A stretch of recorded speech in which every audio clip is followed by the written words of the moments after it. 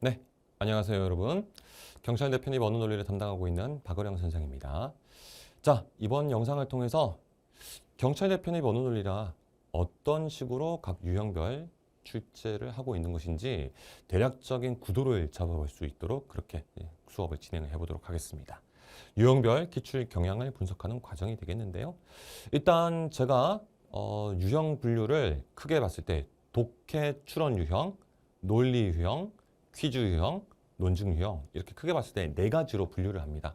그 유형 분류에 맞추어서 1회 시험과 2회 시험 각각의 대표 문항들을 한 두 문제 정도씩 그렇게 묶어가지고 2회 시험에서 어떤 식으로 출제됐고 1회 시험에서는 그 경향이 원래 어떤 식으로 등장했었는가 이와 같은 것들을 한번 확인하고 실제로 이제 문제 푸는데 필요한 스킬, 방법론 같은 것들까지 확인해 볼 수 있는 그런 식의 강의를 진행을 하도록 하겠습니다. 자, 첫 번째로 살펴볼 것은 독해 추론 유형입니다. 수능에서도 이미 많이 경험하셨었던 내용 일치부합을 물어본다든가 아니면 빈칸에 들어갈 표현을 찾아보라든가 하는 스타일의 문제라고 생각하시면 되겠습니다. 자, 일단 여러분들 자료가 별도로 올라갈 것인데요. 그 문항들을 먼저 좀 풀어보시고 영상을 쭉 따라오시면 좋겠습니다. 자, 첫 번째 문제는 제2회 시험, 작년에 있었죠. 작년 11월에 진행됐었던 제2회 편입시험의 3번 문항입니다. 자, 윤석을 뽑은 이유는 이 경찰대 편입 언어 논리가 독해형 문제 부분에서 다른 피셋에서도 좀 그런 경향이 있긴 하지만 특히 1회 시험 같은 경우에는 유독 자연과학, 과학기술 분야의 소재를 다룬 경우가 많았었거든요. 이번에도 그와 같은 문제들이 좀 많은 편이었기 때문에 자, 이와 같은 것을 보여주는 대표 문항으로 뽑아봤습니다. 일단은 여러분들 첫 번째 이 3번 문제 끝까지 한번 다 풀어보시고 수업을 임해 주시길 바라고요. 자, 다 푸셨을 거라고 생각을 하겠습니다. 일단은 전체적인 구조가 어떻습니까? mRNA가 어떤 것인가? 그래서 실제로 이제 유전 정보가 어떤 식으로 이제 전달되는가 이런 것들을 첫 번째 문단에서 간략하게 설명을 해줬습니다. 자, 구체적으로는 이 글이 말하고자 하는 바는 면역체계죠. 그래서 이 mRNA 자체에 대한 내용은 간략하게 정리가 되고 1문단 후반부에서부터 이제 바이러스가 숙주세포에 들어왔을 때 어떻게 항원, 항체 반응이 만들어지는가 이거에 초점을 맞춰서 두 번째 문단부터 본격적인 내용 전개를 쭉 해 나갔습니다. 자, 이런 식으로 해서 이제 3문단까지 쭉 가면 이러한 백신에 쓰이는 mRNA가 자연 상태랑은 또 다른 것이다. 그래서 어떤 것이 필요한가? 이게 잘 작동하기 위해서 필요한 내용들까지 해가지고 꽤 전문적이고 꽤 많은 정보량을 가진 그런 스타일의 구조의 지문이라는 것을 확인할 수가 있을 것입니다. 자, 여러분들 어떤 식으로 푸셨습니까? 첫 번째 문단부터 마지막 문단까지 다 읽고 나서 선택지를 하나씩 검토하는 방식으로 가셨나요? 아마 기본적인 이 독해형 문제를 풀 때의 스타일이라는 것이 아마 웬만한 분들한테는 통독으로 한번 쭉 보고 그 다음에 선택지를 보면서 다시 왔다 갔다 하는 그런 식의 접근이 아마 주가 되지 않았을까 싶은데요. 자, 결론적으로 말씀을 드리겠습니다. 이러한 내용 일치부합을 물어보는 독해형 문제 같은 경우 기본적인 5급 공채에서부터 쭉 연장되는 그런 접근 방식입니다. 어떻게? 독해형 문제를 풀 때는 이 지문에 등장하는 정보들이 기본적으로 분절되어 있다.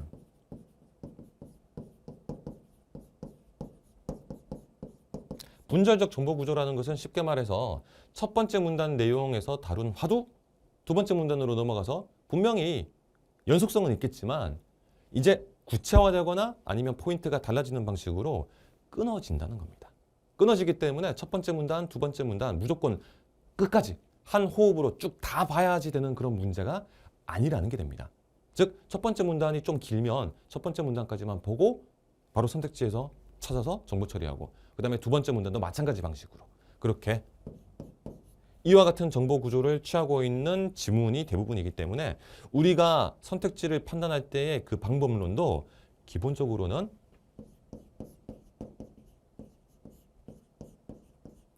끊어읽기 방식이 되는 게 적절하다는 겁니다.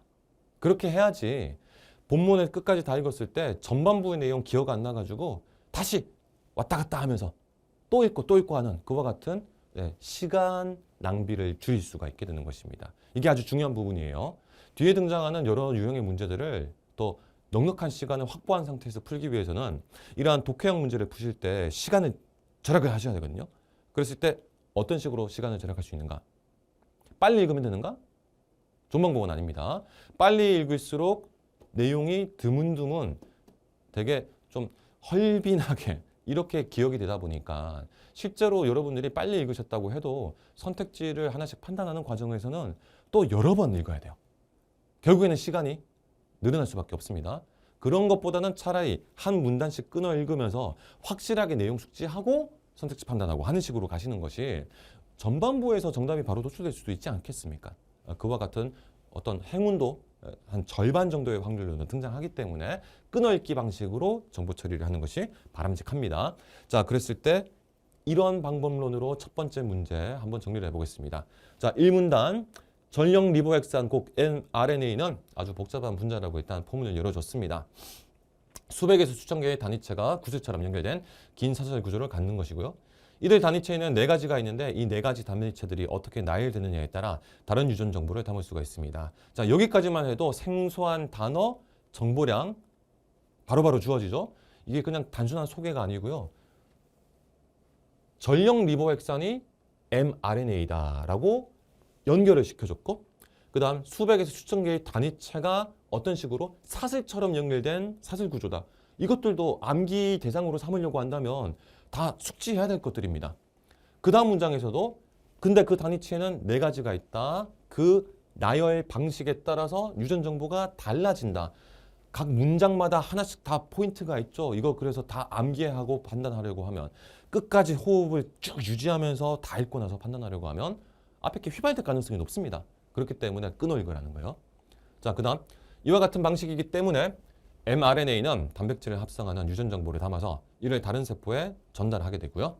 이러한 백신은 mRNA 백신은 mRNA와 이를 둘러싼 지질청으로 이루어집니다. 자, 여기서 다시 또 구조적인 것을 언급하고 있죠. mRNA에 대해서 설명했고 여기는 mRNA 백신입니다. 이 백신은 mRNA 자체와 그 다음 이를 둘러싼 지질청으로 구조화가 됩니다. 이런 것들도 이제 질문의 포인트가 될 수가 있겠죠. 그랬을 때 mRNA는 정보를 담은 물질이고 지질층은 이 물질을 보호해주는 세포 보호해 세포 안으로 옮겨주는 이동장치 역할을 하게 되는 것이고요. 이제 구체적으로 들어갑니다. 코로나 바이러스 mRNA 백신은 바이러스 표면에 돌기 단백질을 만드는 유전 정보를 담고 있는데 돌기 단백질은 바이러스의 표면에서 바깥으로 오돌토돌 튀어나온 단백질로 바이러스가 수주세포에 들러붙을 때 이 단백질이 쓰이고요. 코로나 바이러스 백신 안에 mRNA가 사람의 세포로 들어가면 코로나 바이러스의 돌기 단백질이 생성됩니다. 그래서 이 백신으로 생성된 돌기 단백질은 항체 형성을 유도하는 항원 역할을 하게 됩니다. 아마 중고등학교 때 생물 과학 시간에 항체 항원 반응 정도까지는 아마 다들 공부하셨을 거라고 생각합니다. 그래서 항원 역할을 하는 것이구나 돌기 단백질이라는 것이 요거 정리하는 것은 큰 어려움 없으셨을 거라고 봐요. 자, 1문단 정보가 솔찬히 많은 편이었습니다. 그래서 여기까지 끊고 이제 선택지를 한번 살펴보도록 합시다. 1번 mRNA는 지질층을 갖는다. 끝까지 보고 온 상태라고 한다면 해당하는 문장 또 막 기억이 정확하게 안 나가지고 또 돌아가서 또 첫 번째 줄부터 막 읽다가 찾고 하는 그런 낭비할 수가 있겠죠. 근데 지금 바로 기억이 나죠? 한 문단 정도의 수준이니까. 어떻습니까? mRNA가 지질층을 갖는 게 아니라 mRNA 백신이 이런 구조를 갖는 것이었죠. mRNA 그 다음 지질층 이런 형태의 구조였기 때문에요. 이거는 틀린 선택지네요. mRNA 백신이 지질층을 갖는다. 이런 식으로 말을 해야 되죠. 자, 그 다음에 2번 mRNA는 인공으로 만든 RNA다. 이거는 일단은 뭐 상식 수준에서도 아마 틀렸다는 판단하실 수가 있을 것인데 구체적인 정보는 아직은 안 나왔습니다. 요거는 마지막 문단까지 가야지 나오는 것이었을 거예요. 자, 그 다음에 3번 면역 선행학습이 생기지 않으면 후천성 면역 반응이 지나치게 일어난다. 이거 아직 안 나온 개념이기 때문에 이런 것들은 바로 패스합니다. 키워드 안 등장했습니다. 4번. 백신 안의 돌기 단백질은 세포 안에 다량의 돌기 단백질을 증식한다. 이거는 내용 자체는 1문단에서 봤었던 것에 부합이 되죠. 그래서 이랬는가? 약간 좀 애매하면 다시 돌아가서 확인해 봅니다. 자, 분명히 후반부에서 말을 했어요.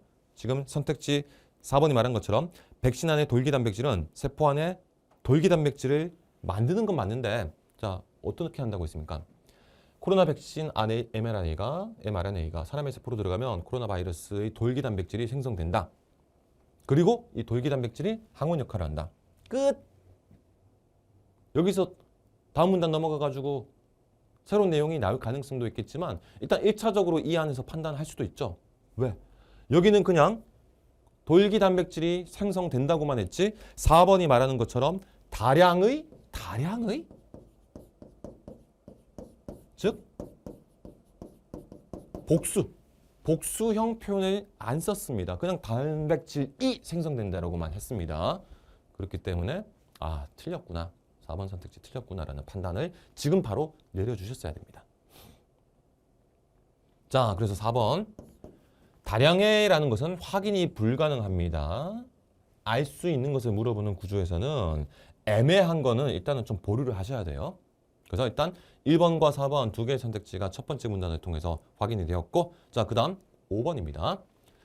mRNA 백신이 코로나 바이러스 돌기 단백질의 유전 정보를 세포에 넣어주면 몸의 T 면역 세포가 활성화된다. 아직 이 표현 안 나왔죠? 그러니까 이제 두 번째 문단으로 넘어가야 되겠구나 하고 1문단은 이제 정리된 겁니다. 두 번째 문단입니다. mRNA 백신의 작용으로 생성된 인공 돌기 단백질 덕택에 몸의 면역 세포들은 마치 바이러스에 감염된 상황으로 착각을 하게 되고요. 백신이 하는 역할이 이런 것이죠. 이 착각 때문에 몸은 돌기 단백질에 대한 항체를 만든다. 하지만 인공 돌기 단백질이 생기지 않으면, 자, 이 문단에 들어와서도 어떻습니까? 여기 그냥 돌기 단백질이라고 단수형으로만 계속 표현하고 있을 뿐이죠. 다량이라는 표현이 없었습니다. 4번 선택지 틀렸구나. 확실하죠, 이제. 그 다음 여기서부터 하지만 인공 돌기 단백질이 생기지 않으면 이런 일은 일어나지 않는다. 일단 인공 돌기 단백질이 생성이 되면 항체를 만드는 비면역 세포뿐만 아니라 이를 도와주는 T 면역 세포도 활성화된다. 자, 이런 스타일로 내용의 집합형 문제를 푸실 때는요. 첫 번째 문단이 짧으면 두 번째 문단 정도까지 끊어서 선택지를 판단하고 그 선택지들 중에서 이제 확실히 제거되는 게 있겠죠? 그러면 나머지 선택지들의 키워드는 그래도 머릿속에, 이거는 저만의 경험이 아닙니다. 다른 수험생들한테도 물어봤더니 그래도 나머지 선택지들의 핵심 키워드 정도는 기억이 난대요. 그런 상태에서 이제 후속 문단을 읽어 나갈 때 그 키워드에 해당하는 것들이 등장하면 바로 여기서 처리를 해버리는 겁니다. 그랬을 때, 자, 이제 5번 선택지가 T 면역세포 언급했다는 거 기억 딱 날 겁니다. T 면역세포 어떻게 했을 때? 이런 식으로 유전 정보를 세포에 넣어주면 몸의 T 면역세포가 활성화된다. 이 내용이죠, 이 내용.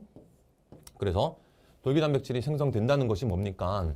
결국 아까 봤었던 1문단의 내용에 따랐을 때 그 유전 정보를 집어넣어 준 거고, 그 결과 어떻게 된다? T 면역세포도 활성화된다.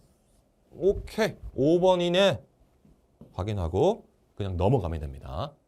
후반부까지 다 볼 필요가 없이 확실하게 99%의 확신으로 정답이다 라는 게 보였으면 뒤쪽 부분 내용 안 보고 선택지도 그냥 넘어가셔야 됩니다. 이런 식으로 해서 독해형 문제에서 끊어읽기 방식으로 물론 마지막 문단까지 가서 정답이 나올 수도 있습니다. 하지만 전반부에서 정답이 나오는 것도 한 반 정도는 차지하기 때문에 이런 식으로 끊어읽기를 통해서 빨리 처리를 하고 다음 문제로 넘어가셔야지 시간이 확보가 되죠. 이게 이미 구조는 아실 거라고 생각을 하지만 60분 동안에 25문항을 풀어야 되는데 이 문제의 수준이 꽤 높습니다. 여러분들이 앞으로 저와 함께 학습을 해나가시면서 5급 공채 시험 문제랑도 계속 이제 비교가 될 건데요. 5급 공채 준비하셨던 분들한테도 물어봤어요. 이제 수험생 중에 5급 공채 준비하다가 경찰대 편입으로 이제 돌려가지고 오신 분들이 계셨는데 그분들한테 물어봤어요. 체감상 5급 공채 시험 풀 때랑 이거 기출문제 풀었을 때 어느 쪽이 더 어렵게 느껴졌는가? 똑같이 말합니다. 경찰대 편입이 더 어렵습니다. 라고 말합니다. 그 정도로 난도가 꽤 있습니다. 그렇기 때문에 이제 이와 같은 필요한 부분, 네, 우리가 시간 확보할 수 있는 부분에서는 확실하게 시간 절약을 해야지 뒤쪽에 어려운 문제들 푸는데 시간 확보가 가능해요. 자, 뒤에 거 안 봅니다. 뒤에 거 안 봅니다. 어떤 식으로 독해형 문제를 풀지에 대한 그 큰 틀을 이제 어느 정도 잡을 수가 있겠죠? 두 번째 문제를 통해서 확실하게 이 틀을 정리를 해봅시다. 1회 시험, 역시 3번으로 등장했었던 문제입니다. 자, 인석 같은 경우는 천체물리입니다. 천체물리. 별의 밝기와 관련된 기본적인 프로세스, 메커니즘 같은 것들이 그래도 약간 좀 익숙하신 분들도 있을 거예요. 이것도 제가 기억하기로는 통합과학 수준에서 그래도 고등학교 수준에서 다뤘을 거라고 보거든요. 자, 마찬가지 방식으로 가보겠습니다. 별자리를 이루는 별들 중에서 우리 눈에 가장 밝은 별을 알파별이라고 하는데 그 예로 켄타우루스 자리 알파별과 마차부 자리 알파별을 한번 살펴보자. 마차부 자리 알파별은 카펠라로 불리는데요. 두 알파별의 겉보기 등급, 겉보기 등급? 그러면 절대 등급도 나오겠구나. 이 정도는 아마 상식적으로 알고 계실 거라고 생각합니다. 실제로 이제 3문단 정도 넘어가면 절대 등급 개념이 나옵니다. 어쨌거나 겉보기 등급은 각각 0.1, 0.2 등급이라서 지구에서 볼 때 두 별은 겉보기 밝기에서 거의 같습니다. 자, 그러면 이제 겉보기 등급이라는 것을 처음 보시는 분들이라고 해도요. 지구에서 볼 때의 밝기가 겉보기 등급이구나. 개념 잡히죠? 그래서 지구에서 봤을 때는 둘 다 비슷한 밝기로 보입니다. 그때 별이 몇 등급의 별이라고 할 때는 그 숫자가 작은 별일수록 밝은데요. 등급이 1만큼 작아지면 밝기는 2.51배가 된답니다. 1문단이 조금 짧은 느낌이 든다면 두 번째 문단까지 보시고 정리를 합시다. 두 번째 문단까지는 가봅시다. 그런데 이 두 알파별이 지구로부터 떨어진 거리는 꽤 다르다. 켄타우루스 자리 알파별은 태양계와 가장 가까운 항성으로 우리와 1.3파섹밖에 떨어져 있지 않고 이때 파섹이란 천문학에서 사용하는 거리의 단위로 1파섹은 3.262광년. 그러니까 빛이 3.262년 동안 가는 거리죠. 곧 31km가 됩니다. 카펠라는 우리와 14파섹 떨어진 거리에 있는데 이는 곧 켄타우루스, 띄어쓰기 잘 안 됐네요. 켄타우루스 자리 알파별과 비교하여 우리와 10배 이상 떨어져 있다는 말이 됩니다. 자, 일단은 이렇게 두 개의 알파별에 대해서 거리를 설정해 줬습니다. 여기까지 본 상태에서 선택지를 한번 들어가 보죠. 1번. 아직 절대 등급과 겉보기 등급 사이의 관계, 요거 안 나왔습니다. 그렇기 때문에 1번은 일단 보류. 2번. 리겔이라는 거 아직 안 나왔죠. 3번. 절대 등급이 마이너스 1등급인 별은 절대 등급이 1등급인 별보다 5.02배 밝다? 이거는 지금 해결할 수가 있겠습니까? 절대 등급으로 언급하진 않았지만 1문단 맨 마지막 문장에서 뭐라고 했습니까? 등급 차이, 숫자가 작은 별일수록 밝은데 등급이 1만큼 작아지면 밝기는 2.51배가 된다고 했습니다. 자, 그러면 이거 몇 배 차이가 나야 됩니까? 절대 등급 마이너스 1등급과 그냥 1등급입니다. 마이너스 1, 0, 1. 요 차이니까 두 등급 차이죠. 두 등급 차이면 2.51 곱하기 2.51 해서 대충 이 정도는 아실 겁니다. 2.5의 제곱이 6.25배가 되죠. 아니네. 네, 3번 이렇게 걸러주시고 그 다음 4번도 리겔이 나오기 때문에 이건 아직 판단 못합니다. 자, 그 다음 5번. 두 별 중에서 절대 등급이 1등급 더 큰 별은 지구에서 볼 때 2.51배 더 밝게 보인다. 절대 등급의 편차, 1등급 차이가 지구에서 볼 때 요거는 겉보기 등급입니다. 어떻게 될 것인가? 아직 프로세스 다 정리가 안 됐어요. 그래서 요거는 후속 문단의 내용을 좀 더 확인하고서 살펴봐야 되겠습니다. 자, 그래도 이제 대략적인 키워드 정리됐죠? 지금 선택지는 하나밖에 안 걸려졌지만 두 개는 리겔이라는 것이 일단 언급이 돼야지 멈춰서 판단해야 되겠고 첫 번째 같은 경우는 요 거리입니다. 거리 개념이 나오면 스탑. 그 다음에 5번 요거는 전체적인 구조를 좀 잡고 가야 됩니다. 자, 그러면 3문단으로 이제 들어가 보는 거예요. 빛의 세기는 거리의 제곱에 반비례하여 감소한다. 따라서 카펠라로부터 오는 빛은 켄타우루스 자리 알파벳의 빛보다 약 100분의 1로 약해지는 셈이 된다. 그런데도 우리 눈에 카펠라가 켄타우루스 자리 알파벳과 비슷한 밝기로 보이므로 실제로는 왜 이렇게 띄어쓰기가 안 되냐? 실제로는 카펠라가 켄타우루스 자리 알파벳보다 100배만큼 밝아야만 할 것이다. 한 별의 겉보기 등급을 알면 그 별의 거리로부터 그 별이 실제로 얼마나 밝은지를 알 수가 있고 거꾸로도 가능하다라고 되어 있습니다. 거리 나왔네? 거리 나왔는데 지금 여기서 뭐라고 했습니까? 겉보기 등급을 알면 플러스 거리까지 추가를 해서 실제로 얼마나 밝은지를 알 수가 있습니다. 이게 절대 등급일 겁니다. 이 정도는 상식이죠. 물론 다음 문단에 절대 등급 개념이 나오지만 자, 중요한 건 이거죠. 거꾸로도 가능하다고 되어 있습니다. 거리도 알 수 있다는 거예요. 거리도 알 수 있다는 겁니다. 그래서 요 녀석과 요 녀석을 알면 거꾸로 거리도 알 수가 있습니다. 그러니까 이제 거리 개념 딱 포착을 해가지고 1번 선택지가 말한 바 별의 절대 등급과 겉보기 등급을 알면 거꾸로 거리도 알 수 있구나. 됐죠? 네, 1번이 그래서 정답인 거 체크하고 그냥 넘어가면 됩니다. 네, 뒤에 이 리겔과 관련된 거 요거 판단하는 게 실제로 보면 조금 복잡해요. 내용이 많습니다. 사문단에서 등급 구체적인 수치로 다 등장해줬고요. 요건 다 다루지 않을게요. 그 다음에 이제 리겔이라는 것이 나옵니다. 오리온 자리 리겔. 거리 나오고 겉보기 등급 나오고 절대 등급 나오고 태양과 관련돼 가지고는 어느 정도 차이가 나고 카펠라 비교해 가지고 어느 정도 차이 나고 어떻습니까? 정보량 많죠. 그러니까 이 정도까지 가지 않은 상태에서 빨리 처리할 수 있을 때 처리하고 넘어가는 게 좋습니다. 구체적으로 이와 같은 것들은 제가 별도의 이 전체 예비시험, 그 다음 1회 시험, 2회 시험 전체 이 3개년치에 대한 별도의 특강을 진행할 겁니다. 그때 더 자세하게 설명을 드리는 것으로 하고 지금은 경향성만 보는 거니까 어떻게 접근할지에 대한 틀만 말씀을 드리는 것으로 네, 요 독해 파트는 마무리를 짓도록 하겠습니다. 자, 이제 두 문제를 통해서 독해형 문제가 등장했을 때 어떻게 접근해야 되는지 큰 틀을 잡아봤습니다. 그러면 이제 두 번째 유형입니다. 아까 본 두 문제는 독해 유형이었다면 지금은 추론 유형이라고 볼 수가 있겠습니다. 이와 같은 추론 유형 어떤 식으로 정리가 되는가? 자, 추론 유형의 한 축을 이루는 것은 이런 구조입니다. 일단은 본문에 아까 봤었던 그 절대 등급, 상대 등급 문제도 마찬가지였지만 좀 과학적이거나 학문적으로 봤을 때 뭔가 원리라고 볼 법한 그러한 개념 틀이 등장합니다. 구조적인 어떤 개념 틀이 등장합니다. 그래서 그와 같은 원리를 1차적으로는 파악을 하셔야 돼요. 그래서 이 녀석은 어디에? 선지에 나와 있는 선지의 사례에 이제 구체적으로 적용해 보는 겁니다. 그랬을 때 이 원리에 따라서 이 선지들의 각각의 케이스별로 어떠한 결론을 이끌어내야 되는가. 그래서 그 선지별 결론을 도출하는 게 우리가 해야 될 작업이 됩니다. 상대적으로는 좀 더 고차원적인 사고를 요구하는 그런 문제 스타일이라고 볼 수가 있겠죠. 아까 봤었던 문제 같은 경우에는 단순히 문장 찾고 그 문장에 맞는 내용을 다루고 있는 것인가. 요거 그냥 1대1 매칭하는 식으로 보통은 끝납니다.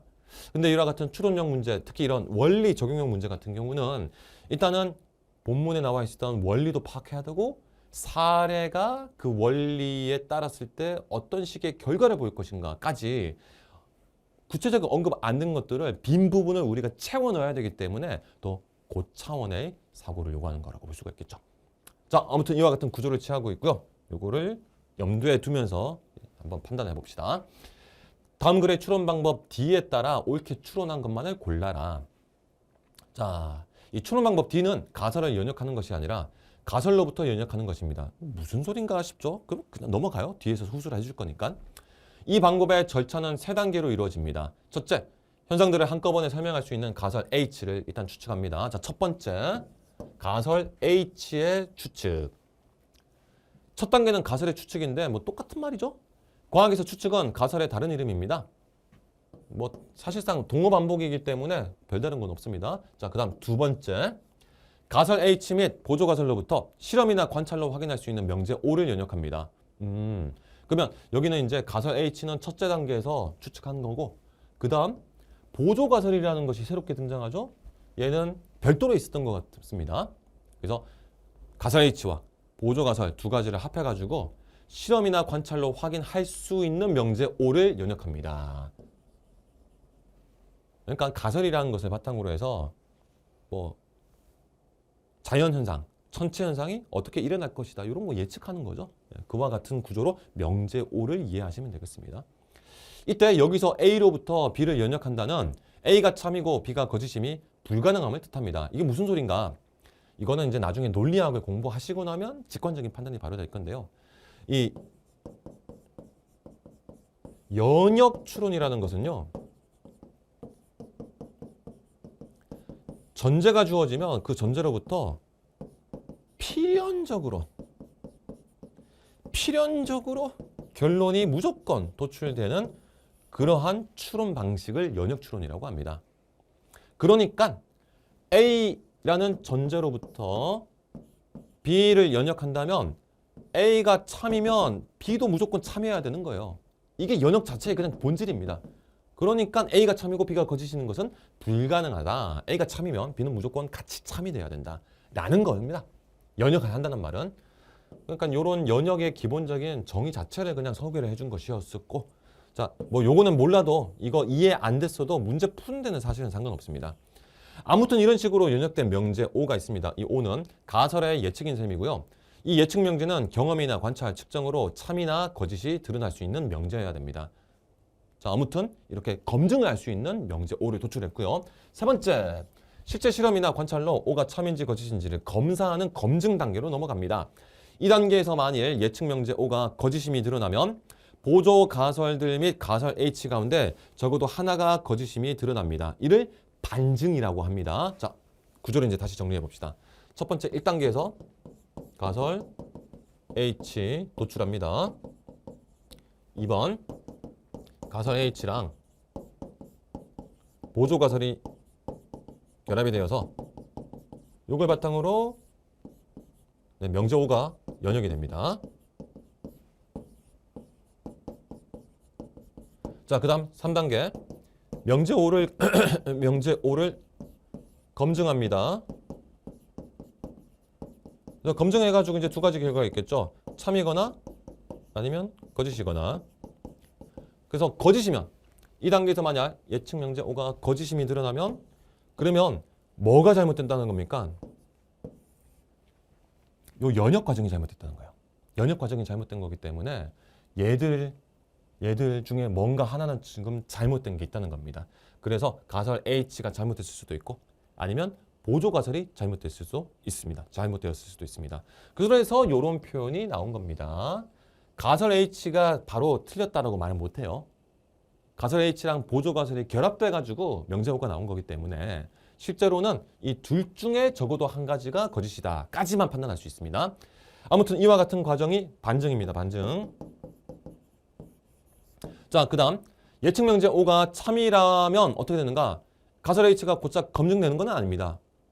검증되다는 확실하게 참임이 드러나다를 말하는 것이고 지금 이 구도에서 이게 참임, 명제 O가 참이라고 드러나는 것만 가지고는 뭐라고 말할 수가 있는가? 입증된다. 가설 H가 입증된다까지만 확인할 수 있습니다. 검증되는 것은 확실히 참임이 나타나는 것이고 입증되는 것은 그럴듯하네, 말 되네 이 정도 수준에서 끝나는 겁니다.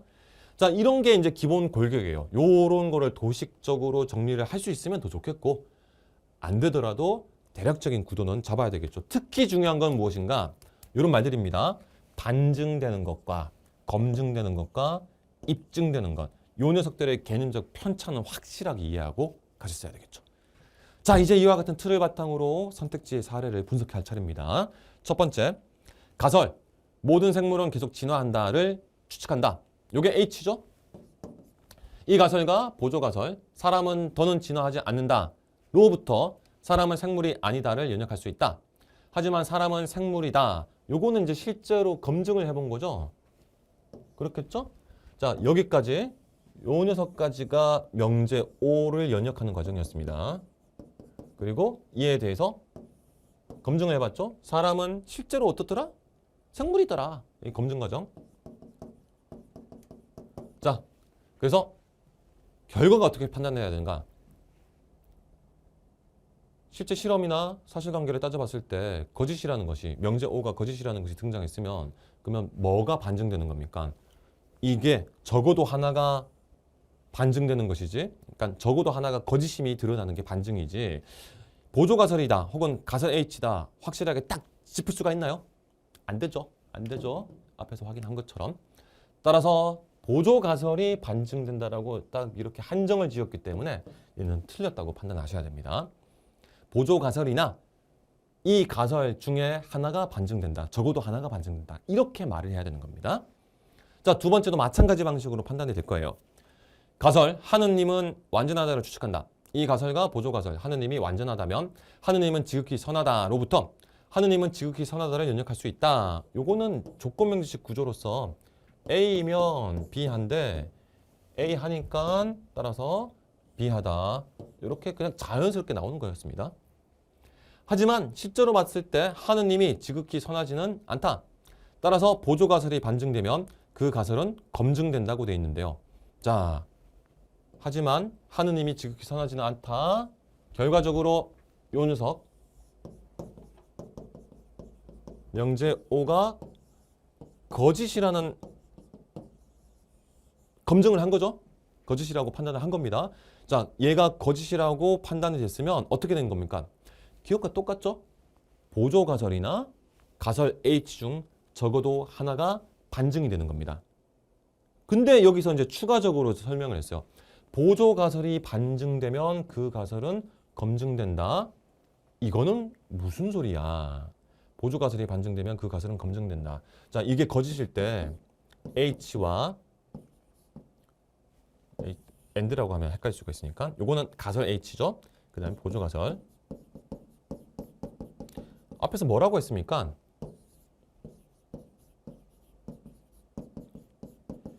이 둘 중에 적어도 하나는 반증된다고 한 겁니다. 그러니까 적어도 하나는 거짓이다. 그랬을 때 보조가설이 반증된다는 것은 보조가설이 거짓이라는 것을 보여주는 건데요. 보조가설이 거짓이면 자동적으로 가설 H는 참이 되는 그런 구조였는가? 아니죠.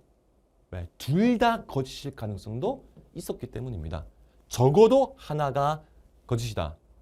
적어도 하나가 반증된다라는 말은 둘 다 반증될 수도 있는 거 아닙니까? 그러니까 하나가 반증됐다고 해서 다른 하나는 무조건 맞아야 된다, 검증된다, 참이다, 확정 안 됩니다. 요거는 어느 정도는 논리학의 그 베이스가 깔려 있을 때 좀 더 쉽게 해결될 수 있을 것 같지만 일단은 구조를 잡는 게 지금은 더 중요하니까요. 이렇게 원리적인 거 바탕으로 판단하는 구조라는 거 확인되겠습니다. 자, 마지막 디귿 같은 경우는 이제 맞는 게 될 수밖에 없겠죠.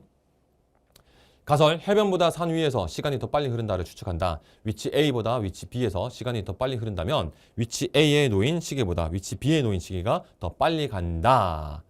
이 보조가설과 가설로부터 해변에 놓인 시계보다 산 위에 놓인 시계가 더 빨리 간다를 연역할 수 있다. 길어졌지만 큰 그림만 잡으세요. 이게 가설 H고 그 다음에 보조가설이라는 것은 뭐 이 정도가 되겠죠. 그래서 결론적으로 명제 O는 이겁니다. 이 녀석이 명제 O. 명제 O. 자, 그랬을 때 실제로 해변에 놓인 시계보다 산 위에 놓인 시계가 더 빨리 간다. 따라서 그 가설은 입증된다라고 되어 있습니다. 자, 실제로 여기서 말했었던 구도에 부합되는 사례입니다. 부합됩니다. 이렇게 부합되는 것은 어떤 식으로 갔습니까? 네, 검증된다는 말씀이 안 됐죠? 입증된다는 말을 썼어야 됐었죠? O가 참이라고 해서 가설 H가 무조건 참이라고 바로 가는 건 아니었습니다. 그럴듯하다, 그럴 가능성이 높다라는 정도로 입증되다라는 표현을 써야 됐었죠. 따라서 입증된다 말 잘 썼습니다. 자, 어떻습니까? 이 문제는 그렇게 복잡한 구조는 아니었어요. 이게 본문에 있었던 입증, 반증, 검증 요 표현들의 어떤 구조 있죠. 구조. 이 구조가 그냥 그 각각의 문장에서 바로 우리한테 정보를 줬기 때문에 이걸 뭐 큰 얼개를 제가 이런 식으로 짜봤지만 이런 식으로 짜봤지만 이것도 그냥 머릿속에서 대략적인 그림 충분히 그릴 수 있을 정도 수준이었습니다. 자, 아무튼 아까 봤었던 단순 내용일치 부합형 문제에 비해서는 조금 사례의 원리를 적용하는 그런 구도로 확실히 추론적 구조를 보이는 문제라는 것은 여러분들 확실히 인지가 됐을 거라고 생각합니다. 자, 이런 스타일의 문제가 추론형 문제의 한 축을 이루고요. 1회 시험에 등장했었던 추론형 문제는 이건 조금 다르게 빈칸 추론형 문제로 한번 가져와 봤습니다. 또 너무 시간이 길어질 수가 있기 때문에. 자, 1회 시험 14번 문제로 들어간 요 녀석. 빈칸에 들어갈 말을 순서대로 바르게 나열을 해줘야 되는데 요거는 아래쪽에 요 그래프와 연동을 해서 판단해 주셔야 됩니다. 마찬가지로 여러분들 다 풀어보셨다고 가정을 할게요. 자, 분석 들어가겠습니다. 1986년 1월 28일 미국 우주왕복선 챌린저가 발사 후 추진 로켓 이상으로 폭발한 비극이 있었습니다. 사고 원인은 로켓 추진체에 생긴 기술 결함 때문이었는데요. 발사 당일의 낮은 온도 때문에 로켓의 원형 접합부에 끼우는 O형링, 곧 오링이 변형되어 로켓 추진체 접합부 사이의 밀폐력이 손상된 것이 직접 원인이었답니다. 이건 원인이 딱 밝혀졌습니다. 자, 문제는 왜 이런 결함 발생 가능성을 사전에 예측하지 못하고 발사를 강행했느냐는 겁니다. 발사 여부를 결정하던 회의에서 오링의 변형 가능성을 검토할 때 근거로 삼았던 데이터 중에 중대한 문제가 있었던 것으로 조사 결과 밝혀졌습니다. 회의 참석자들은 자, 이제 A 데이터냐 B 데이터냐가 판가름이 나야 됩니다. 선택지 구조상. 이 회의를 할 때 뭘 근거로 한 것인가? 일단은 봅시다. A인지 B인지 모르겠지만 어떤 데이터를 근거로 오링의 변형과 외부 온도 사이에 인과관계가 뚜렷하지 않다고 판단했답니다. 이걸 해석해야 됩니다. 인과관계가 뚜렷하지 않다라고 판단을 한 이유. 이게 무슨 말인가? 그래프상에서 인과관계가 또렷한 것과 또렷하지 않은 것은 어떤 식으로 차이가 나는가? 이거 조금만 더 읽어봅시다. 하지만 이들이 니은 데이터, 자 얘들은 서로 다른 데이터겠죠. 여기가 A면 여기가 B겠죠, 맥락상. 그래서 상반되는 다른 데이터를 검토했더라면 틀림없이 그 둘 사이에 인과관계가 있다고 판단했을 것이다. 자, 이거를 이제 우리가 적용을 해봐야 됩니다. 그래프를 봅시다. 무엇과 무엇 사이의 인과관계였습니까? 온도와 변형 사이의 관계였죠. 외부 온도와 오링의 변형 사이의 인과관계입니다. 자, 그러면 데이터 A를 보면요. 지금 데이터 수가 별로 없고요. 대충 이 정도를 기준으로 해가지고 온도가 높아져도 변형되는 오링이 늘어나고 온도가 낮아져도 변형되는 오링이 늘어납니다. 그러니까 이거는 온도의 낮으로 어떤 경향성을 말하기가 좀 애매하죠. 그런데 데이터 B는 어떻습니까? 뭐야? 여기에 이런 게 있었어? 여기 지금 오링 변형이 안 된 데이터가 엄청 많습니다. 그러면 이제 빈도가 확 달라지죠. 고온이 될수록 온도에 따라서 오링이 변형되는 정도가 적습니다. 그런데 저온이 되면 어떻습니까? 요 빈도에 비해서 지금 얘들도 있긴 하지만 훨씬 더 많은 녀석들이 어디에 있습니까? 변형 안 된 거 있죠. 고온 상태에서. 그러니까 이제 고온 상태에서는 어떤 경향성이 있다. 변형이 잘 안 되다가 기온이 떨어지니까 뭐 한 15도 근방으로 떨어지니까 이제 어떻습니까? 오링 변형이 안 된 건 하나도 없어요. 전부 다 오링이 변형이 됩니다. 그리고 더 떨어지면 변형 개수가 더 늘어납니다. 자, 그러니까 이런 식의 경향성이라는 것을 여기서는 확실하게 볼 수가 있죠. 따라서 얘를 놓고 봤어야지 온도가 떨어지면 확실하게 변형이 많이 발생하는구나 이렇게 판단할 수가 있을 거고, 그래서 온도가 낮을 때 이거 발생시키면 안 되겠구나 판단할 수가 있을 것인데 못했다는 겁니다. 자, 그러니까 인과관계가 또렷하지 않다는 판단은 어디서 나와야 됩니까? A 데이터에서 나와야 되죠. 상대적으로 니는 B 데이터가 들어가야 될 겁니다. 이렇게 해가지고 이제 선택지 중에서 1번과 2번 두 개로 좁혀졌죠? 이제 온도만 확실하게 체크되면 끝납니다. 자, 그 다음 디귿. 나아가. 그들은 발사 연기를 결정했을 것이다. 왜냐하면 그해 1월 28일에 있었던 겁니다. 1월 28일에 예고된 그 지역의 기온이 섭씨 몇 도 아래였기 때문이다. 이제 뭐 가지고 판단하는 겁니까? 데이터 B 가지고 판단해야죠. 이게 실제 경향성이니까요. 자, 그랬을 때 여기 보시면 어떻습니까? 15도 밑으로 떨어졌을 때 확실하게 아까 말씀드렸죠. 변형이 안 되는 건 이제는 없습니다. 전부 다 변형이 됩니다. 그러니까 대충 이 정도가 기준점이겠구나.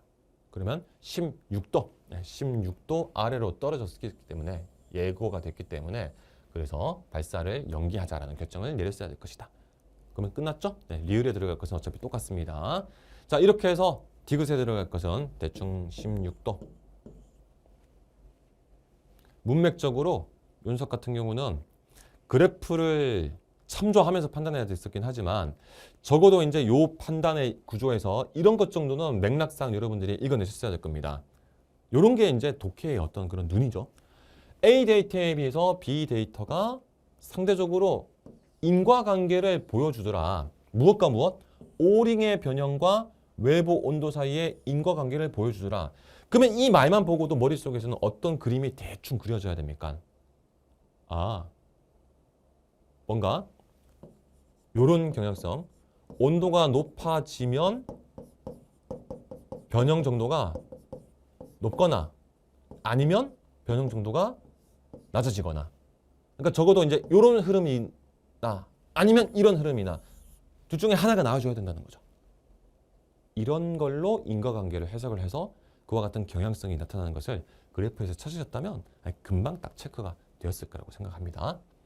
자, 이런 식으로 14번, 제1회 14번 문제까지 해서 추론형 문제가 어떤 식으로 출제되는지 이런 문제들을 풀기 위해서 우리는 어떤 관점, 사고 틀을 가지고 접근해야 되는지 이거를 현재 한번 확인해 볼 수가 있습니다. 구체적인 문제 분석의 어떤 경향성, 그 다음에 이제 실제로 필요한 노하우 같은 것들은 아까 말씀드렸었던 3개년 기출 분석 특강 때 그때 더 자세하게 정리해 나가도록 하겠습니다. 자, 내문항을 다 살펴봤고요. 그 다음에 볼 것은 논리 퀴즈 유형인데요. 이 논리 퀴즈 유형 같은 경우에는 사실 바로 접근하기가 좀 힘든 측면이 없잖아 있습니다. 왜냐? 제가 커리큘럼 소개 영상에서도 별도로 말씀을 드렸는데 논리 문제 같은 경우는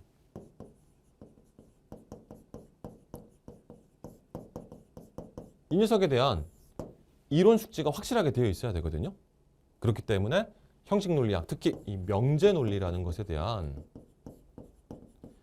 학습을 전제로 할 수밖에 없습니다. 하지만 지금은 이제 그와 같은 것들까지 다 이론적인 부분 설명드릴 시간은 없기 때문에 일단 여러분들 모르는 상태라고 하더라도 대충 저런 식의 어떤 공식 같은 게 적용이 돼야 되는구나. 저런 식으로 연결시켜가지고 문제를 해결하는구나. 이런 어떤 큰 방향성만 체크하실 수 있도록 그렇게 잡아 나가시면 되겠습니다.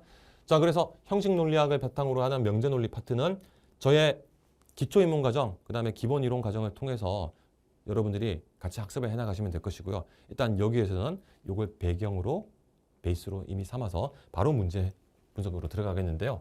이 과정은 잠깐 휴식을 취하고 두 번째 시간에 이 논리형 문제 분석으로 그렇게 계속 이어나가도록 하겠습니다. 자, 기출경향 분석 특강 두 번째 시간입니다. 아까 말씀드렸던 대로 2회 시험 8번 문제. 여러분들이 지금 당장은 논리학에 대한 개념, 지식이 아직은 완벽하게 갖춰진 상태가 아닐 거기 때문에 저런 식으로 풀어나가야 되는구나. 앞으로 기초과정이나 기본이론 과정을 통해서 저런 개념들을 충실하게 공부해야 되겠구나. 그와 같은 이제 감을 잡는 데 초점을 맞추시고 따라오시면 되겠습니다. 그래서 이 파트에 지금 포함되어 있는 세 문제 정도는 이거는 여러분들이 한번 읽어는 보시되 아마 문제 해결까지 가기는 지금으로서는 조금 어려울 수 있을 것 같아요. 대략적인 구도만 잡으시고 따라오시길 바랍니다. 자, 보통 이제 이런 식의 발문 구조를 취하게 됩니다. 다음 글의 내용이 참일 때 반드시 참인 것, 아니면 뭐 반드시 거짓인 것, 이와 같은 식으로 전제, 여기 있는 것들이 전부 다 참이다. 그랬을 때 필연적으로 도출되는 것은 무엇인가? 이와 같은 것의 구도로 발문이 제기가 되면 요건 논리형 문제구나, 아니면 퀴즈형 문제구나, 이렇게 각을 잡으시면 되겠습니다. 자, 본문 내용 한번 보죠. 학교폭력 사건의 가해자로 가희, 나희, 다희가 신고되었습니다. 조사 결과 이들 가운데 적어도 한 명은 가해자입니다. 적어도 한 명은 가해자라는 것은 가해자가 한 명일 수도 있지만 두 명일 수도 있고 셋 다 가해자일 수도 있다는 거죠. 아직은 확정 못 짓습니다. 아래와 같이 진술했는데 가해자는 거짓만 진술하고 가해자가 아닌 이는 참만 진술합니다. 자, 이게 이 문제의 핵심 포인트예요.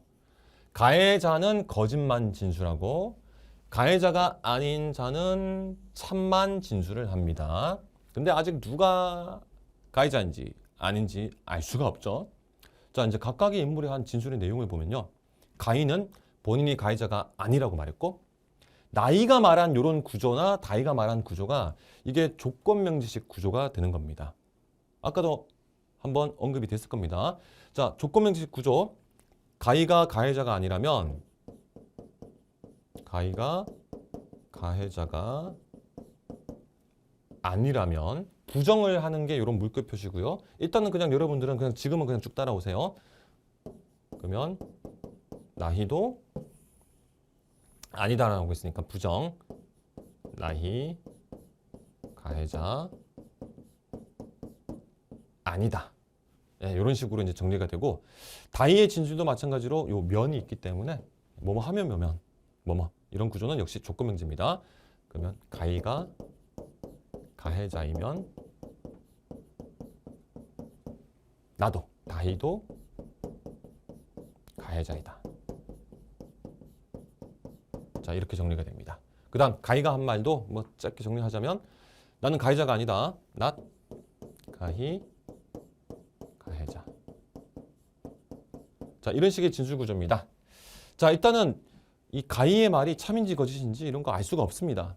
알 수가 없는 구조이기 때문에 이것만 들여다본다고 해서 뭐가 바로 나오진 않아요.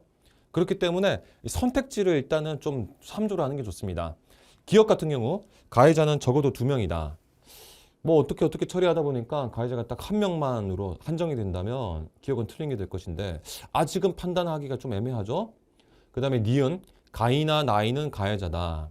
가이나 나이는 가해자라고 한 거는 둘 중에 적어도 1명은 가해자라는 것인데 이것도 범위가 좀 넓습니다. 딱 1명만 대상으로 한 것도 아니고 디귿까지 가서 봤더니 다이는 가해자가 아니라고 얘는 그냥 1명에 대해서만 딱 지칭해가지고 설명하고 있어요. 그러면 이제 선택지로 봐서도 이게 이제 방향성이 딱 잡히는 건 아니지만 적어도 일단은 뭐부터 먼저 처리를 해야 될 것인가는 빨리 감을 잡으셔야 됩니다. 단독으로 1명에 대해서 진술한 이런 형태의 진술을 빨리 지금 규律법적으로 규律법이라는 것도 나중에 설명을 다 드릴 건데요. 규律법적으로 접근을 해서 과연 이 말이 맞는가부터 판단을 해보는 겁니다. 왜? 1명의 단일한 대상에 대해서 진술을 하고 있기 때문에.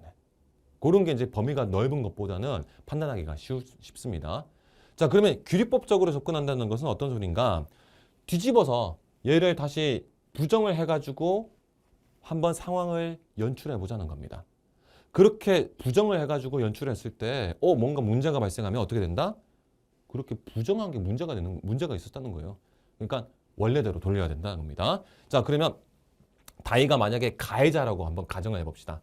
다이가 자, 요 디귿에 대한 판단입니다. 만약에 여기서부터는 흰색으로 가볼까요? 만약에 if 다이가 가해자라면 자, 다이가 가해자라면 요 진술 구조에 따라서 다이는 거짓말을 한 사람이 돼야 되죠. 그래서 이제 요 녀석을 요 구도에 따라서 거짓말을 했다고 이제 가정을 해가지고 판단을 해보는 겁니다. 자, 그러면 어떻게 되는가? 이 녀석의 진술 구조는 P이면 Q이다의 조건명시식 구조인데요. 요 녀석에 대해서 이거를 부정을 하잖아요. 즉 거짓이라고 하면 지금은 그냥 결론만 그냥 쭉 따라오세요. 요런 건 나중에 학습을 해서 암기를 하셔야 됩니다. P 그리고 not Q. 앞에 있는 녀석은 참인데 뒤에 있는 녀석은 거짓인 요런 구도로 정리가 돼버립니다. 이건 그냥 알고 계셔야 되는 거예요. 지식이 필요한 겁니다. 저게 왜 저렇게 되지? 지금은 어쩔 수가 없습니다. 처음 공부하시는 분들은. 자, 아무튼 이런 식으로 변형이 가능합니다. 그러면 자, 이제 이 다이가 한 말, 다이가 가해자라고 만약에 가정을 하면 다이는 거짓말을 한 사람이 되고 다이가 거짓말을 했으니까 이 진술이 거짓이면 그러면 어떻게 되는가? 이게 부정이 되는 거짓의 구도가 되면 앞에 거는 맞습니다. 그래서 가이는 가해자가 맞아요. 그리고 뒤에 거는 부정을 해야 됩니다. 그러면 다이는 가해자가 아니어야 돼요. 이게 이제 우리한테 확실하게 주어지는 정보여야 됩니다. 어떻게? 이렇게 전제를 했을 때 이런 결론이 도출돼야 됩니다. 근데 이거 뭔가 이상하죠? 전제를 했었던 게 다이가 가해자라고 전제를 하고 왔는데 에잉? 결론이 다인은 가해자가 아니라는 결론이 나버렸어요. 요거 두 개 지금 충돌하고 있는 게 보이시죠? 요 정도는 체크가 될 거라고 봅니다. 그러면 이렇게 가정을 했더니 모순적인 결론이 도출된 거니까 이렇게 가정을 하면 안 돼요. 그러면 어떻게 해야 됩니까? 그러면 다인은 가해자가 아니구나. 따라서 디귿은 요와 같은 규律법적인 방법론을 통해서 확실하게 딱 단정할 수가 있습니다. 다인은 가해자가 아닙니다. 가해자가 아니니까 다이가 한 말은 참말을 한 게 되어야 됩니다. 자, 이렇게 이제 1차적으로 디귿에 대한 판단을 딱 내릴 수가 있었고요.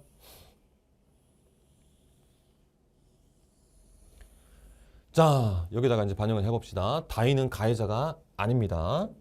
그래서 다인은 가해자가 아니니까 가해자가 아닌 것은 동그라미로 처리를 합시다. 그럼 이제 가이나 나이 중에 한 명이 가해자여야 되겠죠? 자, 이제는 어쩔 수가 없습니다. 이제 남아있는 사람 둘 중에서 같은 방식으로 가이가 가해자라고 가정하거나 아니면 가이가 가해자가 아니라고 가정하거나 뭐 이런 식의 구도로 갈 수밖에 없습니다. 자, 그래서 이제 이게 그런 식으로 연동이 되겠죠. 가해자가 적어도 2명이라면 일단 가이도 가해자고 나이도 가해자여야 됩니다. 적어도 2명이라고 했으니까. 그 다음 니은 가이나 나이는 가해자다. 그러면 일단 가이가 가해자가 되는가 안 되는가 또 따져봐야 되겠죠. 그래서 가이를 대상으로 해가지고 또 판단을 같은 방식으로 해보는 겁니다. 마찬가지로 if 가이가 가해자면 가해자가 맞으면 어떻게 되는가. 그러면 가이의 진술 역시 거짓을 말한 게 되죠. 자, 가이의 진술이 거짓이니까 요거를 여기다가 반영합니다.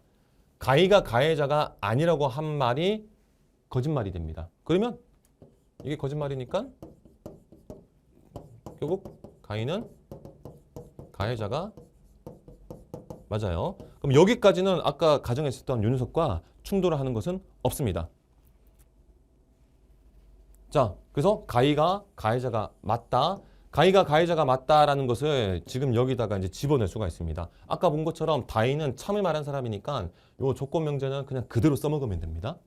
그래서 얘를 여기다가 집어넣었더니 전건이 긍정되어서 후건도 긍정이 되는 전건 긍정의 논리 규칙에 따라서 나중에 다 공부할 겁니다.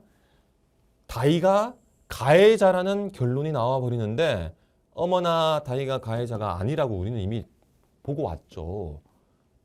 결국 여기서도 또 모순이 발생하는 겁니다. 뭘 했더니 가이가 가해자라고 가정을 했더니 이런 충돌이 발생하네? 그러면 아까 디귿과 똑같은 판단 구조죠. 가이가 가해자면 안 된다. 가이가 가해자면 안 된다? 그러면 누구만 가해자입니까? 자, 지금 그러면 가이도 가해자가 아닙니다. 가해자인 사람을 X라고 혹은 세모라고 칩시다. 나희만 가해자가 됩니다. 그래서 기억, 적어도 2명 아니죠? 1명이게 되고요. 두 번째, 가이나 나이는 가해자다. 이래버리면 가이도 가해자일 가능성이 생겨버리는데 아니죠. 확인했습니다. 따라서 디귿만 맞는 것으로 최종적인 결론이 주어지게 됩니다. 자, 이런 식의 이제 문제를 해결하는 과정에서 반드시 알아둬야 될 것들, 조건명제, 연원명제, 선언명제 같은 이런 명제들의 종류, 그리고 그 명제들을 어떻게 또 치환할 수 있는가, 이런 복합적인 규칙성을 이미 확보하신 상태에서 접근을 해야지 풀 수 있는 문제들이다 보니까요. 지금은 저런 개념들이 필요한 것이구나. 저 논리적 구조, 저거는 앞으로 박어령 선생과 함께 같이 학습해 나가면 되겠구나. 이런 정도로 간만 익히시면 될 것 같습니다. 물론 한 문제 더 있습니다. 이런 구도를 응용하는 문제가. 자, 그 다음 2회 17번 문제인데요. 이 녀석은 순서를 제가 잘못 잡았군요. 네, 다시. 지금 순서상으로는 자료의 그 논리 퀴즈형 문제 3번째부터 제가 먼저 살펴봤는데 다시 앞으로 돌아와가지고 자료 첫 번째 문제, 제2회 9번 문제라고 된 것들, 그 다음 된 것, 제1회 11번 문제라고 된 것, 요 중에선 거꾸로 거슬러서 가겠습니다. 제1회 11번 문제를 먼저 풀어보도록 하겠습니다. 자, 이 녀석도 논리학을 베이스로 하는 문제입니다. 어떻게 접근해야 되는가? 같은 방식으로 일단 비슷하게 접근해 볼게요. 자, 정보가 참일 때 반드시 참인 거 물어보고 있는 논리형 문제라는 구도 잡혔죠? 자, 그 다음 이제 본문 보겠습니다. 가을, 날이 다솜 가운데 적어도 한 명은 어젯밤 그 사건의 범인이랍니다. 아까랑 비슷합니다. 가해자, 적어도 한 명 가해자였다. 근데 이것도 이제 몇 명이 될지 아직 모르죠? 자, 그 다음 이제 가을의 진술과 나리의 진술, 요것들을 설명해 줍니다. 가을의 다음 세 진술 가운데 둘은 참이고 하나는 거짓이랍니다. 여기 이제 문장이 3개 나옵니다. 이 중에 하나는 거짓이 있습니다. 나리도 똑같아요. 다음 세 진술 가운데 둘은 참이고 하나는 거짓입니다. 그럼 일단 진술들을 한번 정리를 해보죠. 자, 가을이의 진술. 가을이의 진술 첫 번째. 나와 나리는 어젯밤 내내 PC방에 있었다. 좀 간략하게 정리를 해봅시다. 가을이가 한 말이니까 여기서의 나는 가을이죠. 그래서 가을과 과도 지우자. and 나리. 이들은 PC방. 내내 있었다는 그냥 뺍시다. 자, 그 다음에 두 번째 진술. 나리가 어젯밤 클럽에서 다솜과 함께 술을 마셨다는 것은 거짓이다. 나리가 어젯밤 클럽에서 다솜과 함께 나리 앤 다솜이 클럽에서 술 마심이라는 것은 거짓이라고 했으니까 얘는 앞에 부정을 취해줘야 됩니다. 그 다음 세 번째 진술. 만일 어젯밤 그 사건의 범인이 다솜이라면 요거는 조건명식 진술인 게 이제 보이시죠? 그 사건의 범인이 다솜이라면 다솜이 범인이라면 다솜은 어젯밤 클럽에서 술을 마셨다. 다솜 클럽에서 술 마셨다. 자, 일단 이렇게 이제 가을의 새 진술을 확인할 수가 있습니다. 이거 본다고 해서 뭐가 거짓이고 어떤 것들이 참이 될지 아직은 판단하기가 좀 힘듭니다. 일단은 나리까지 한번 정리를 해봅시다. 나리의 진술도 마찬가지로. 자, 나리의 진술은 4, 5, 6번으로 가볼게요. 나는 어젯밤 클럽에서 다솜과 함께 술을 마셨다. 나리와 다솜이죠. 이거죠, 이거. 요거랑 똑같은 표현입니다. 다만 아까 가을의 진술은 이게 거짓이라고 돼 있고 나리의 진술에서는 요 녀석을 그냥 그대로 가지고 오면 됩니다. 그래서 4번은 이렇게 정리하면 돼요. 나리 앤 다솜 클럽 술. 요 녀석과 요 녀석이 이제 얘는 거짓 부정한 거고 얘는 그냥 그대로. 그래서 만약에 이제 얘가 참이라면 이 녀석은 그걸 부정했으니까 거짓이 될 것이고 이 녀석이 거짓말이라면 얘가 참을 말한 게 될 겁니다. 요거는 일단 요 둘 사이의 관계는 이제 이런 식으로 구도가 좁혀지는데 아직 이 녀석이 참인지 거짓인지는 알 수가 없죠. 자, 그 다음에 두 번째 문장입니다. 다솜과 내가 함께 어젯밤 클럽에서 술을 마셨다면 요거 그대로죠. 나리 앤 다솜 클럽에서 함께 술을 마셨다면이니까 조건명제. 어젯밤 그 사건의 범인은 다솜이 아니다. 다솜 범인 아니다. 아니다. 그리고 마지막 6번째. 어젯밤 그 사건의 범인은 다솜이 아니다.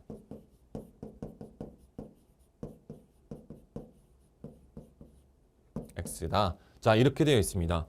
자, 학습을 하신 상태라고 한다면 나리의 이 세 진술은 어떤 구조인지가 바로 보이실 거예요.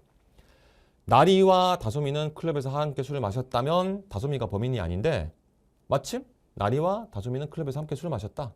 따라서 아까도 봤었던 구조입니다.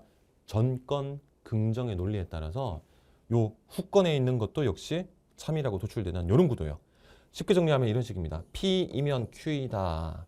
그런데 P가 맞대. 따라서 Q가 참이구나. 이런 구조를 보여주는 겁니다. 자, 이제 얘보다는 가을이가 했었던 진술들은 서로 이렇게 연결고리가 잘 안 보여요. 가을 나리 PC방. 나리 다솜 클럽에서 술 마셨냐 안 마셨냐. 근데 3번은 또 다솜이가 범인이면 다솜이가 클럽에서 술 마셨다. 뭔가 좀 연결고리가 없지만 이건 연결고리가 있으니까 나리를 대상으로 해서 판단해야 된다는 게 딱 보여주셨어야 됩니다. 자, 그 상태에서 이제 중요한 건 이거죠. 이 세 진술 가운데 둘은 참이고 하나는 거짓이랍니다.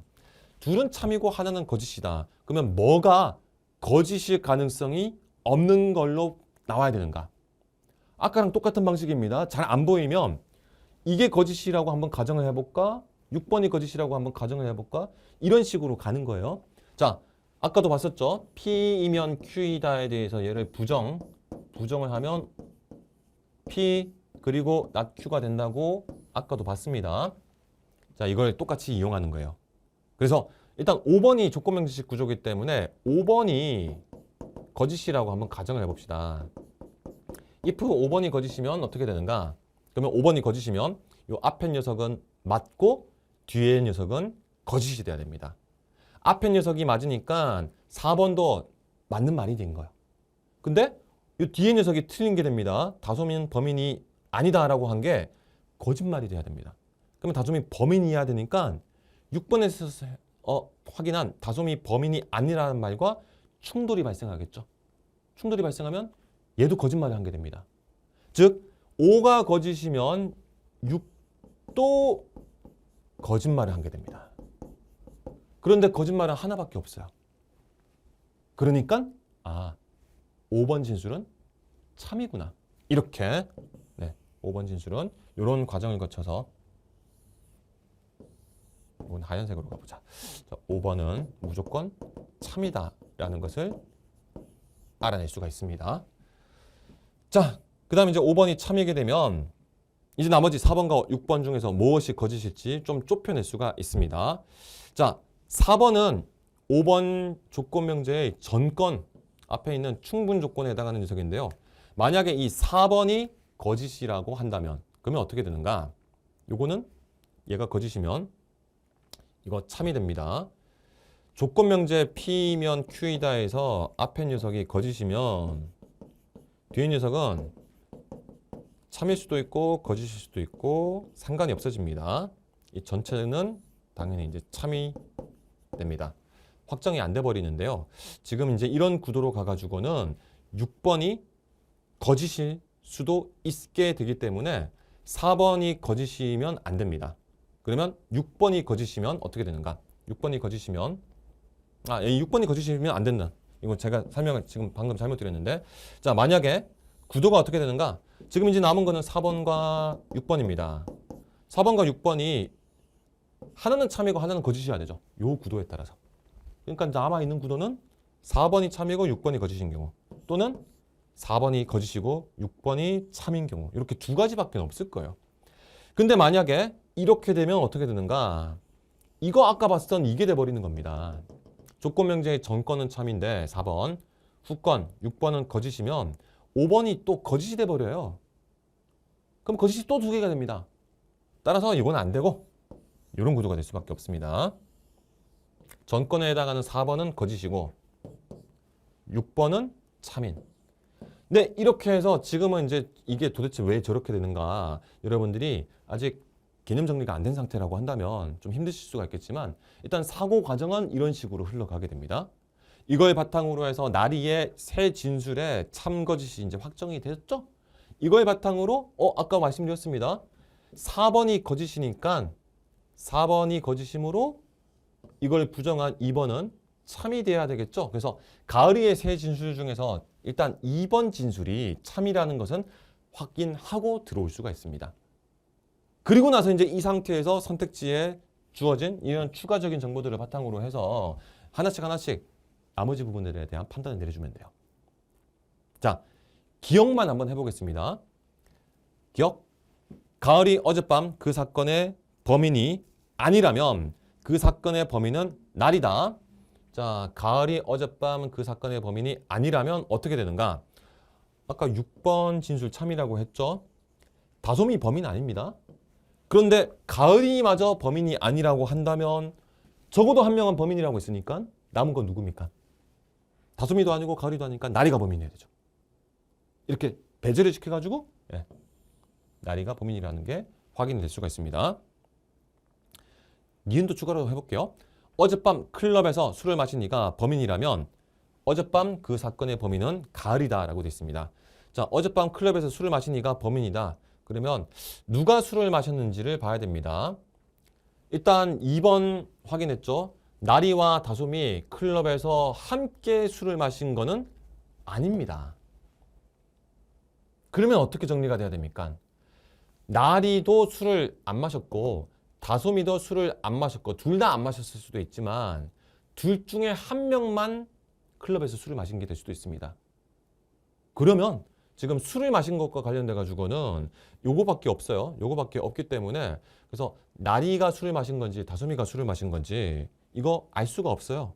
그러니까 술을 마신 사람이 범인이라면 어젯밤 그 사건의 범인은 가을이가 아니라 이 둘 중에 한 명이 될 수도 있습니다. 확정을 못합니다. 따라서 틀렸다라는 판단을 내려주시면 되겠습니다. 디귿도 요 정보 추가적으로 줘가지고 판단 내리시면 되는데 일단 이 문제는 지금 이제 이 정도까지만 정리하는 것으로 하겠습니다. 결론은 맞다라고 나와야 됩니다. 자, 보시면 아시겠지만 이게 논리학적인 베이스를 이미 확보한 상태에서 접근한다면 사실 그렇게 어렵진 않아요. 방향성이 보입니다. 아까 말씀드렸던 것처럼 규리법적으로 접근에 들어갔을 때 어떤 가정을 했을 때 모순이 발생하면 그렇게 가정한 게 틀렸구나. 이런 방법론만 더 추가해가지고 문제를 풀어나가는 골격이 익혀지게 되면 이것도 좀 기계적으로 해결이 되는 그런 프로세스에 해당합니다. 하지만 지금 여러분들 같은 경우는 아마 이 논리학 베이스가 거의 없는 상태일 거기 때문에 도대체 무슨 말인가 싶을 수도 있겠지만 적어도 이제 제가 말씀드렸던 이런 개념들은 기초 기본 이론 과정을 통해서 학습이 충분히 될 거기 때문에 저거 지금은 모르겠지만 어떤 프로세스인지는 알겠다. 이건 확실히 공식화가 필요한 부분이구나. 사전 배경이 필요한 부분이구나. 이렇게 체크하시는데 주안점을 두시면 되겠습니다. 자, 이렇게 논리형에 해당하는 문제 두 문제를 연달아서 한번 풀어봤습니다. 자, 그러면 퀴즈형 문제가 어떻게 출제됐는지를 또 한번 살펴보도록 하겠습니다. 퀴즈형 문제입니다. 자, 논리와 좀 연동되는 구도이기도 한데요. 일단 요 9번 문제 역시 발문은 비슷합니다. 다음 글의 내용이 참일 때 반드시 참인 것을 찾으라고 되어 있습니다. 자, 본문 내용 봅시다. 정보분석관을 적어도 한 명 채용하려는데 채용될 정보분석관은 아래 조건을 갖춰야 된답니다. 이 세 가지 조건 다 갖춰야 됩니다. 자, 그랬을 때 올바른 윤리의식을 갖춘 사람만이 정보분석관으로 채용될 수 있다. 자, 여기서 또 나중에 여러분들이 암기를 하셔야 될 이런 진술 패턴이 등장해버리네요. 오직 뭐뭐만이 뭐뭐 할 수 있다. 이런 식의 구조가 되면 아까 봤었던 조건 명제는 그냥 순서대로 앞에 녀석을 화살표의 앞부분에 이런 식으로 배치하면 됐습니다. 하지만 이런 표현이 등장하잖아요. 그러면 이건 순서를 바꿔줘야 됩니다. 이것도 나중에 다 학습할 내용입니다. 그래서 정보분석관으로 채용되는 거 채용이 됐다면 그건 뭘 말하는 것인가? 올바른 윤리의식을 갖췄다는 게 됩니다. 이렇게 순서를 언급된 순서를 뒤집어서 정리를 해줘야 됩니다. 두 번째, 논리 추론 능력이 뛰어나지 않은 이는 정보분석관으로 채용될 수 없다. 이거는 그냥 추론 능력이라고 합시다. 추론 능력이 뛰어나지 않다는 것은 이건 부정의 형태로 처리해서 그러면 채용이 안 됩니다. 그 다음 세 번째, 깊은 인문 소양을 갖추고 논리 추론 능력이 뛰어난 모든 지원자는 정보분석관으로 채용이 된답니다. 이거는 앞에 인문 소양에다가 논리 추론 능력까지 같이 갖춘 거기 때문에 나중에 학습하게 될 연원 명제로 정리를 해야 됩니다. 그래서 이렇게 정리됩니다. 인문 소양을 갖추고 거기다가 추론 능력도 갖췄다면 그렇다면 채용이 됩니다. 자, 이렇게 이제 세 가지가 있고요. 이 조건에 따라 채용된 몇몇 정보 분석관은 깊은 인문 소양을 갖췄습니다. 이게 말하는 바는 채용이 됐다면 인문 소양을 갖췄다는 것인데 근데 이렇게 할 수가 있는가? 이거는 이런 식의 정리가 안 됩니다. 왜냐?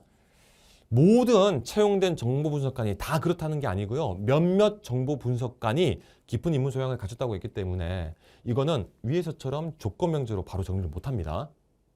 그럼 이런 거는 어떻게 처리해야 될 것인가? 요 녀석과 관련돼 가지고는 차후에 특징형 진술 구조라고 제가 설명을 드리게 될 건데요. 요거는 좀 별도로 떼내야 됩니다. 채용이 됐으면서 인문 소양을 요거 똑같은 거예요. 함께 갖춘 사람이 적어도 한 명 이상은 있다. 이런 식으로 처리를 해주셔야 됩니다. 좀 다르죠?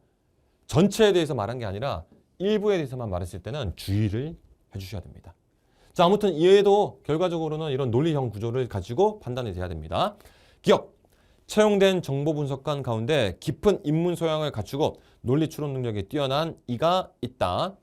채용된 정보 분석관 가운데 깊은 입문 소양을 갖추고 일단은 이 몇몇 사람들 이런 성격을 가진 사람이 몇몇 있다고 있으니까 얘들을 가지고 출발해야 될 것 같습니다.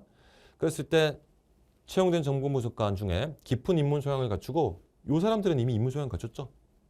거기다가 논리 추론 능력이 뛰어난 이가 있는가를 어떻게 찾아낼 것인가. 자, 요 녀석에 대해서 두 번째 진술에 대해서 대우를 취해가지고요. 대우를 취하는 거는 여러분들 아실 겁니다. 채용이 되면 추론 능력을 갖춘 것이 됩니다. 그래서 채용이 됐으니까 이 사람들은 추론 능력을 당연히 같이 가지고 있는 것이죠.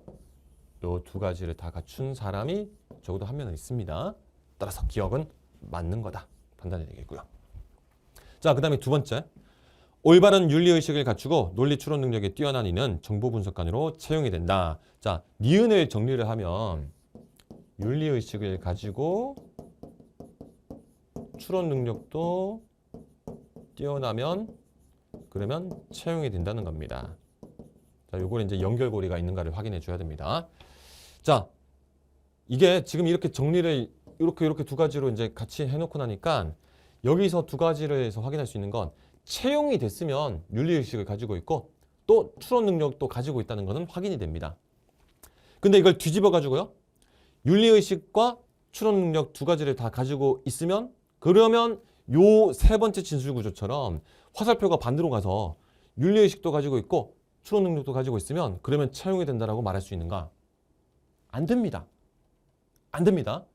이게 뭐냐? 아까는 전권 긍정이라는 방법을 바탕으로 해서 앞에 전권이 참이니까 후권이 참이 되는 걸 도출해냈잖아요. 근데 지금은 이와 같은 식으로 윤리의식도 참이고 추론 능력도 참이면 거꾸로 이렇게 되겠지라고 하는 거는 이거는 후권 긍정의 오류입니다. 오류예요. 오류. 그렇게 단정할 수가 없습니다. 자, 이와 같은 개념을 알고 계신 상태라고 한다면 뭐야, 니은은 요거 두 개 묶어가지고 후권 긍정했더니 전권이 나오는 요런 거를 보여주는 거네. 근데 이거 오류지? 그래서 바로 걸러주시면 됩니다. 자, 마지막 티귿. 상호가 정보 분석관으로 채용되었다면 그는 깊은 입문 소양을 갖추고 올바른 윤리의식도 갖췄다. 자, 얘도 이걸 그냥 그대로 가봅시다. 채용이 되었다면 그러면 입문 소양에다가 입문이라고만 합시다. 그 다음 윤리의식도 갖췄다. 입문과 윤리를 다 같이 가지고 있는 것이 된다. 이런 말입니다. 자, 그러면 채용이 됐으면 윤리의식을 갖추고 있다는 것은 요거는 확인이 되죠?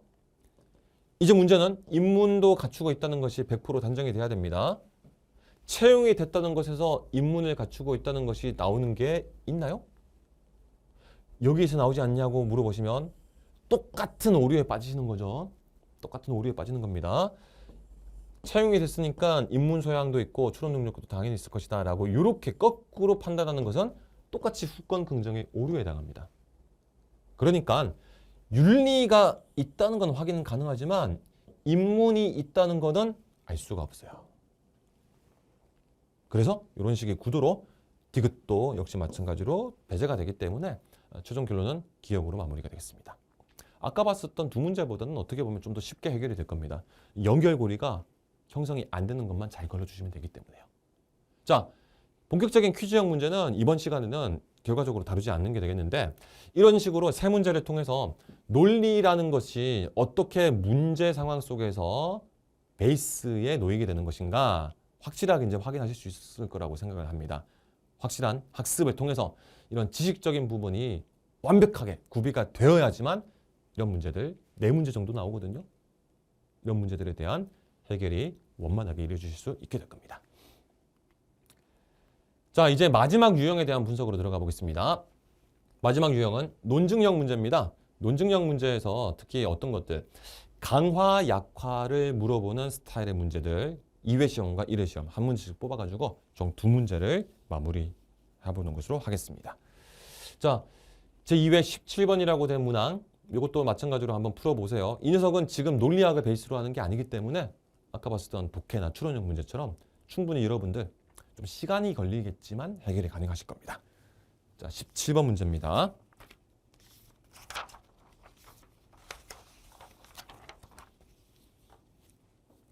자, 다 풀어보셨겠죠?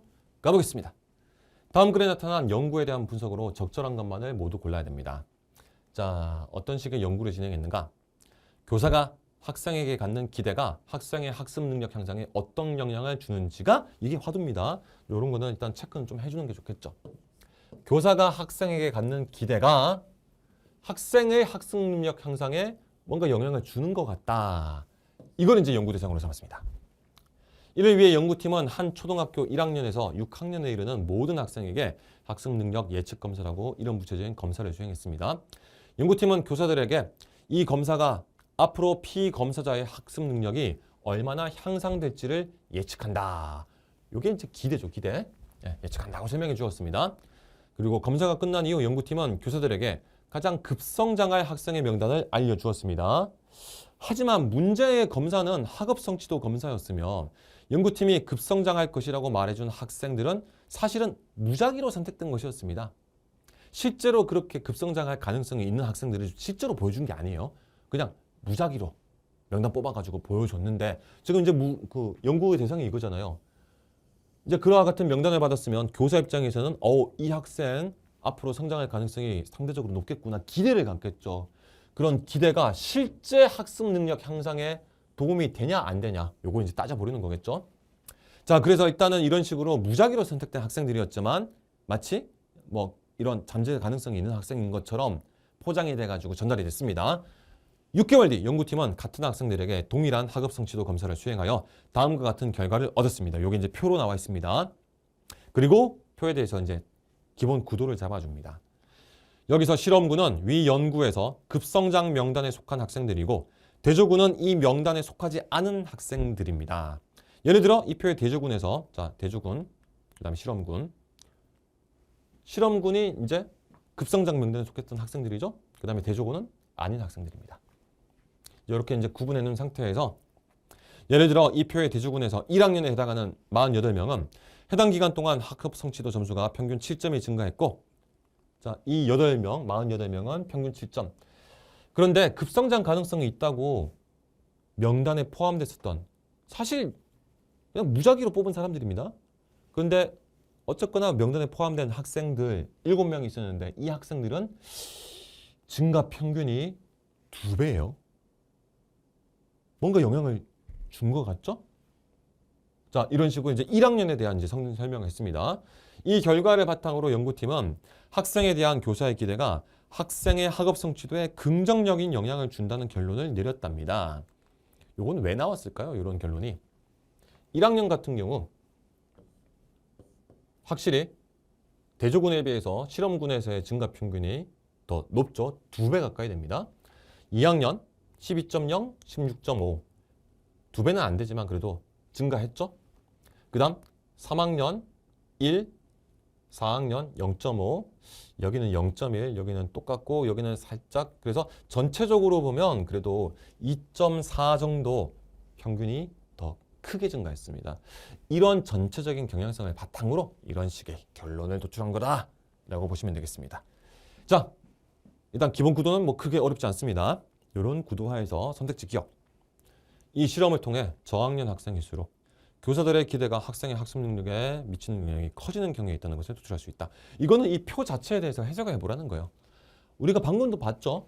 1학년이나 2학년은 그래도 증가의 수준이 좀 유의미합니다. 얘는 2배 증가했고 얘는 4.5 증가했으니까 그래도 한 3분의 1은 증가했습니다. 근데 얘들은 어떻습니까? 이제 3학년부터만 해도 어떻습니까? 증가폭이 미미하죠. 올라갈수록 점점 더 미미해집니다. 자, 그러니까 이제 경향성이 확실하게 보이죠. 저학년일수록 기대에 따른 학업 성취도의 증가가 유의미하게 나타난다.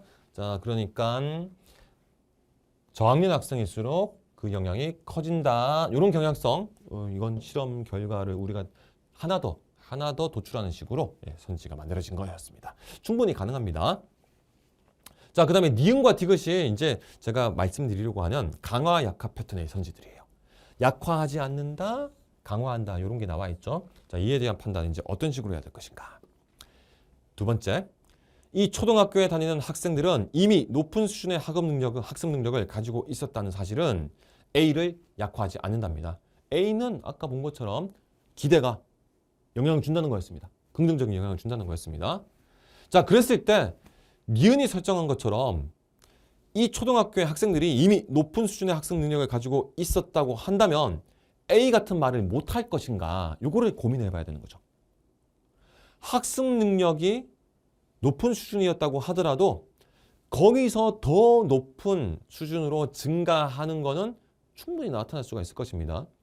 완전히 100% 수준, 맥스치를 이 학생들이 전부 다 찍은 상태라고 한다면 그러면 이런 추가적인 증가는 못 나타나겠지만, 근데 지금 그렇게 말한 게 아니죠.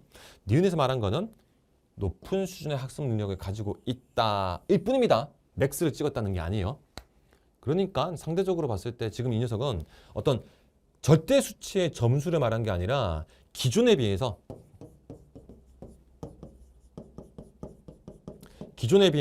얼마만큼 증가했느냐, 요 증가의 폭을 보여주는 거기 때문에, 그래서 과거에는 전부 다 점수대가 낮았고 지금은 이제 실제로 봤더니 점수대가 높았다. 근데 높았다고 해도 이게 100% 점수는 아닐 수가 있으니까 거기서 더 상승하는 것은 충분히 나타날 수가 있죠. 그러니까 지금 이와 같은 실험의 구도, 이러한 결과물들, 기존보다 더 증가하는 이와 같은 결과물들 충분히 이 구도에서도 나타날 수가 있습니다. 따라서 니은의 사실이 나온다고 하더라도 A라는 결론은 이끌어질 수가 있죠. 그러니까 약화하지 않는다라는 판단을 내려야 됐던 겁니다. 자, 니은까지 처리했습니다. 마지막 디귿 같은 경우 연구팀이 교사들에게 제시한 급성장 명단이 해당 학생들에게도 전달되었다는 사실은 A를 강화한다고 되어 있는데요. 자, A가 말한 바는 다시 문장 띄워놓고 봅시다. 무엇이? 여기서도 봤던 겁니다. 학생에 대한 교사의 기대가 학업 성취도 긍정적 영향을 줬다는 겁니다. 다른 게 아닌 교사의 기대가 영향을 잘 줬다는 겁니다. 자, 그런데 디귿처럼 구도가 바뀌면 어떻게 됩니까? 연구팀이 교사들에게 제시한 급성장 명단이 학생들 본인에게도 전달됐답니다. 그러면 이제 변수가 발생해버리죠. 학생들이 나 이런 사람이었구나 하면서 자기에 대한 어떤 그런 자긍심도 높아지면서 뭔가 긍정적인 어떤 영향을 받았을 가능성이 생겨버리죠. 그러면 선생이 학생한테 기대했기 때문이 아니라 학생이 본인 스스로에 대해서 기대했기 때문에 그와 같은 성취도가 더 크게 나타날 수도 있죠. 즉 디귿 같은 구도가 차후에 제가 본 수업들에서 다시 말씀을 드리겠지만 이게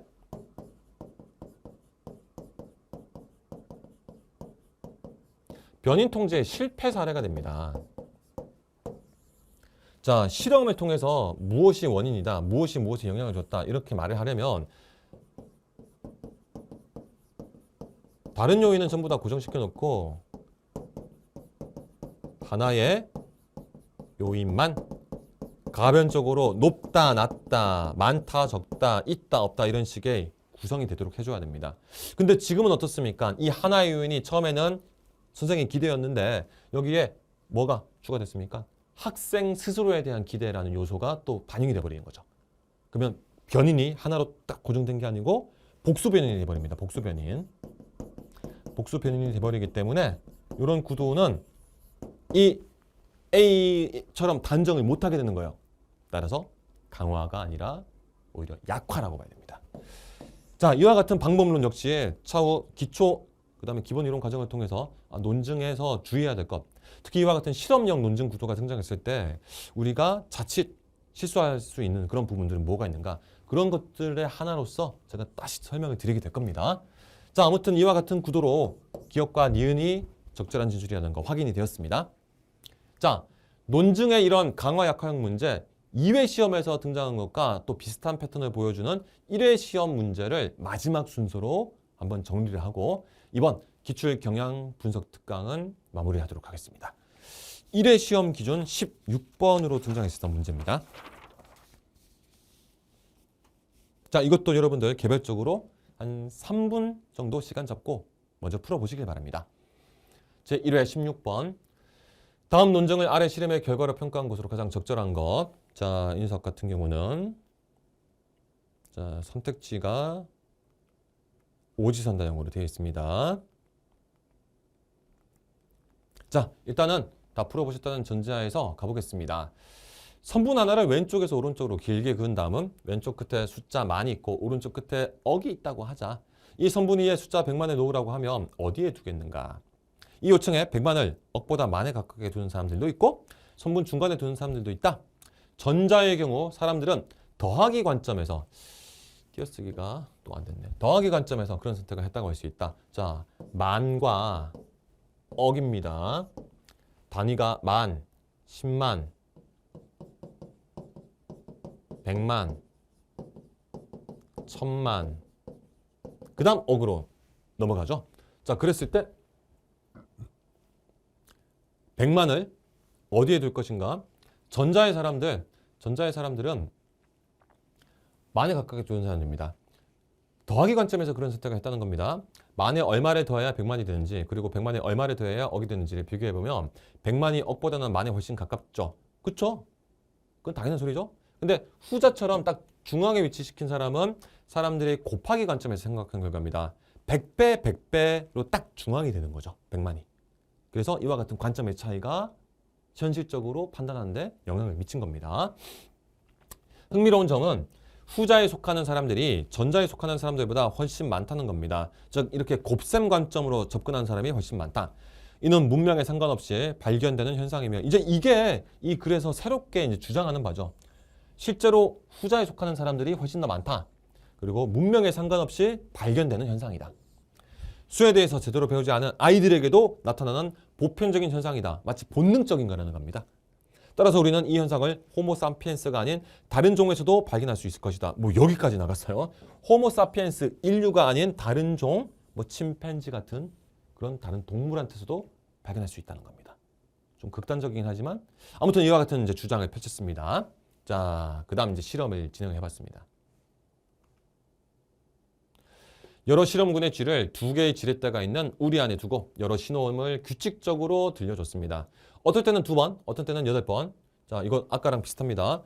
2번 신호음 울린 거랑 8번 신호음 울린 게 있습니다. 신호음이 2번 울릴 때 쥐가 첫째 지렛대를 누르면 쥐에게 먹이가 주어지고 신호음이 8번 울릴 때는 둘째 지렛대를 눌러야 먹이가 주어지도록 그렇게 했습니다. 자, 이제 요거 패턴을 시킨 거죠. 이렇게 어느 정도 학습 시간을 거친 후 쥐들은 원칙을 이해하고 적절하게 지렛대를 작동하게 되는데 이제 다른 횟수로 신호를 줍니다. 그러면 자, 만약에 이 논증이 타당하다면 이게 맞다면 다른 종, 즉 쥐에서도 인간과 마찬가지로 후자에 속하는 경우가 훨씬 더 많아야 되죠. 보편적으로 후자같이 판단해야 된다는 겁니다. 후자가 뭐였습니까? 곱셈 관점의 접근이죠. 곱셈 관점. 자, 그러면 곱셈 관점에서의 접근으로 갔을 때 곱셈이다. 2 곱하기 2, 4가 되죠. 곱하기 2를 하면 8이 됩니다. 그래서 곱셈 관점의 중앙은 4가 될 겁니다. 덧셈 관점에서의 중앙은 어디가 됩니까? 6 차이니까 3, 3 하면 3 더해서 5 이렇게 돼야 되죠. 이게 덧셈 관점이죠. 얘가 곱셈 관점입니다. 자, 일단은 덧셈 관점이 아니라 동물도 곱셈 관점이 기본이기 때문에 이렇게 판단해야 될 겁니다. 자, 이걸 바탕으로 1번 신호음이 3번 울릴 때 쥐가 첫째 지렛대를 누른다면 3번 울릴 때 첫째 지렛대를 누른다면 논증이 약화된다고 되어 있는데 이거는 뭐 사실 요구도에서도 마찬가지고 요구도에서도 마찬가지고 둘 다 똑같이 곱셈 관점에서의 중앙 4보다는 2번 쪽에 더 가까우니까 첫째 지렛대를 누르는 반응을 보이겠죠. 그렇죠? 그러니까 이거는 실험으로 충분히 설명을 할 수 있습니다. 이 논증이 보여주는 구도에서. 따라서 약화되지 않죠. 이러한 개념, 이론, 견해에서 설명을 할 수 있으면 이건 약화시키는 논증이 아니에요. 약화시키는 사례가 아닙니다. 자, 그 다음에 두 번째. 신호음이 3번 울릴 때 쥐가 어느 쪽을 누를지 망설이는 모습을 보인다면 논증은 강화됩니까? 아니죠. 이 구도에 따르면 신호가 3번 울렸을 때는 첫째 지렛대를 눌러야 됩니다. 이미 1번에서 확인한 것처럼. 그런데 망설인다면 이거는 이걸로 설명을 못하는 거죠. 망설인다는 게 무슨 소리겠습니까? 딱 중앙에 위치했을 때 이쪽으로 갈지 저쪽으로 갈지 판단을 못하는 구도니까 망설이겠죠.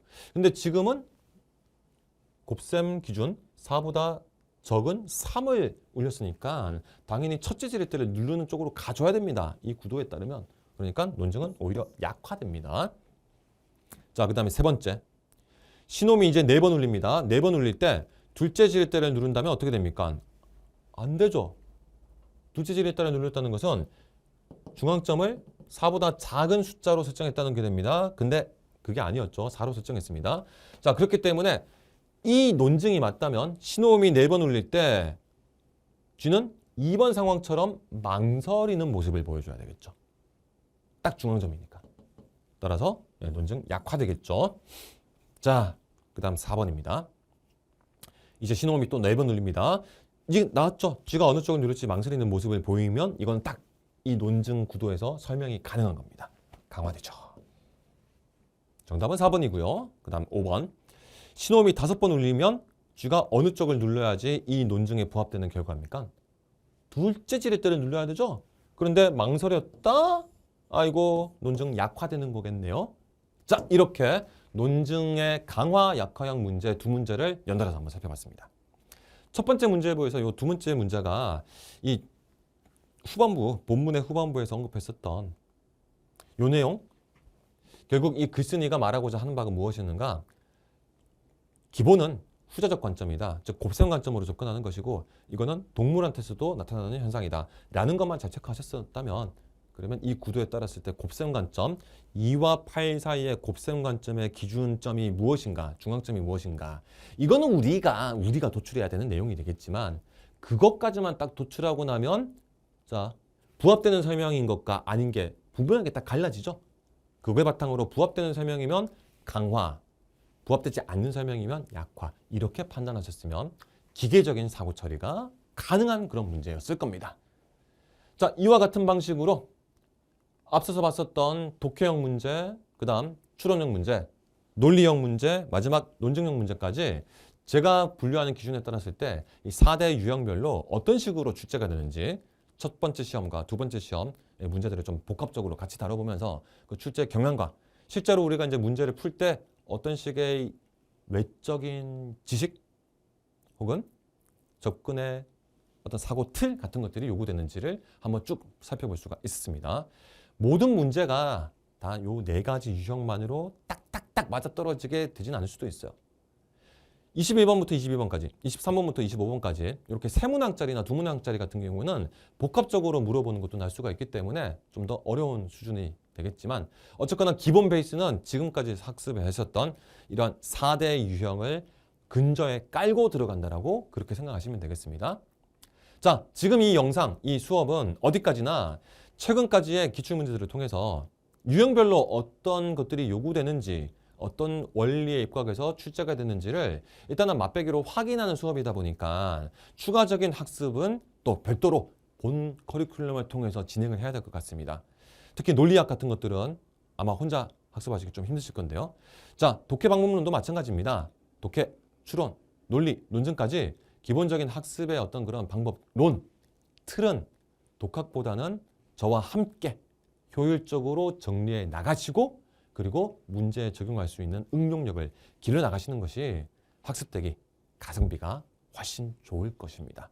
자, 그와 같은 추천의 말씀을 드리면서 자, 이번 전체 기출문제를 다 다룬 건 아니지만 기출 경향이 어떻게 이루어지고 있는지에 대한 분석 특강 마무리하도록 하겠습니다.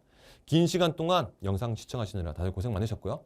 앞으로 본격적으로 어느 논리 시험을 준비하시는 분들이라면 마음 굳게 다잡고 5급 공채보다 더 높은 수준으로 준비해야 될 필요성이 있구나라는 것을 확실하게 인지를 하시면서 저와 함께 향후 진행될 커리큘럼을 잘 따라오시면 되겠습니다. 고생 많으셨습니다. 저는 본 수업을 통해서 또 찾아뵙도록 하겠습니다.